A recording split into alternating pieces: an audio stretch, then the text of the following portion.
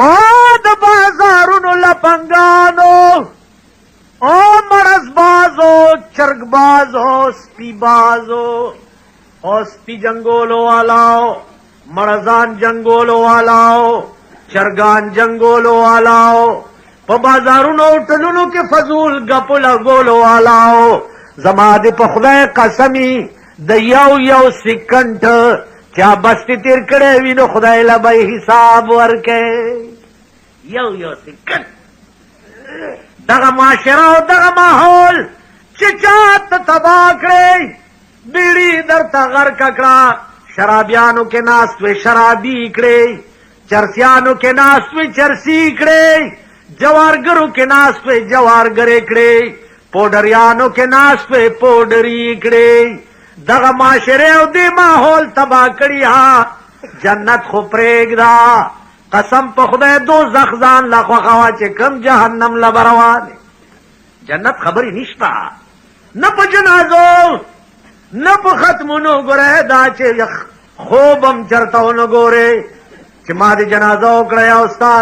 استاد له په جنازه کې ته پروت دی دا هغه سړی دی چې دې حرامي چرې په عمر کې جومات ته نه راغلی درته ولاړ دی که خدای ولاړ یم مجبور یم خو چې وې نه بخې څنګه به ویمه څنګه به ویم با که ما وویلې نو خدای زما خولې ته ګوري خدای به هغه کوي چې څه یې خپله خوښ دې خوا وګورئ لنډ به پوه شئ لنډ په دې سړک باندې سپی در باندې لاس کې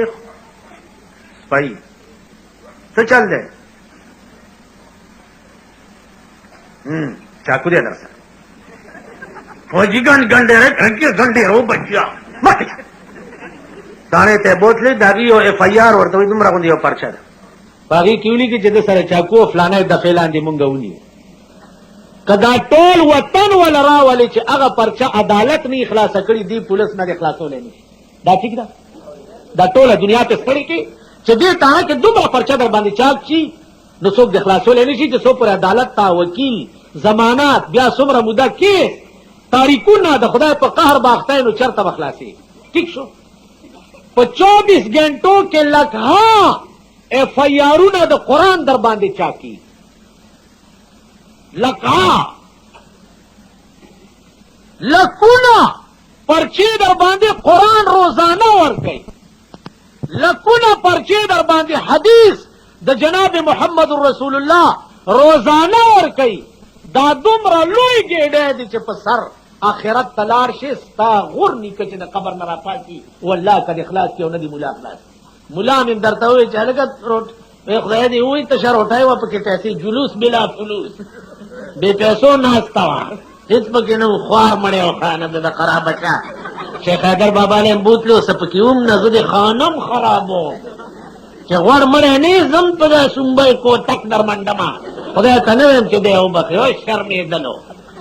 او شرمېدلو په ما اعتبار ونه کې چې دا استاد راغی ګینې ده وبخلم والله که دې خدای وبخ لکونه پرچې در باندې روزانه قرآن ورکوي د پیغمبر لور وه بیبي فاطمه زه ستاسو دوست یم والله کم دشمن یم ما له په دې بالا ماڼۍ کې زه اوسېږم چې ټوله بالا ماڼۍ په یو اواز اذان وشي او جومات ته منډه کړي او په دکان صادر واچوي ماله به دا مزه راکوي که چې ټوله بالا ماڼۍ په ګډېدو ماله به دا مزه راکوي زه خو بالا ماڼۍ څه چې ټول پاکستان په دین آباد غواړم پاکستان کې زه که آبادي غواړم نو د دین او د اسلام او د مذهب غواړم آبادي زه په امبرسرو میخو نه غواړم چې په بازار د دوی نه سودا نشي کولی دا رانداز کې صاحب خزستان کوچی بازار دی خزستان کادیرو لور شي خزستان دی که په سرکونو ګورې دغه رړۍ ګډې دي اوړي او راوړي به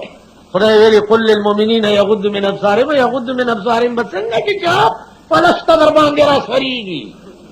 ته به وله لار پرېږدې خو زمونږ ښځو ته وګورئ یو هغه ګډې وي چې لمې وي یو بې لمه ګډې وي لکۍ والا زمونږ ښځې بې لمه ګډې دي لکۍ به شڼئ او په دې بازارونو کې به داسې هېڼ هېڼ کوي په دې بازارونو کې ښځې هله اسلام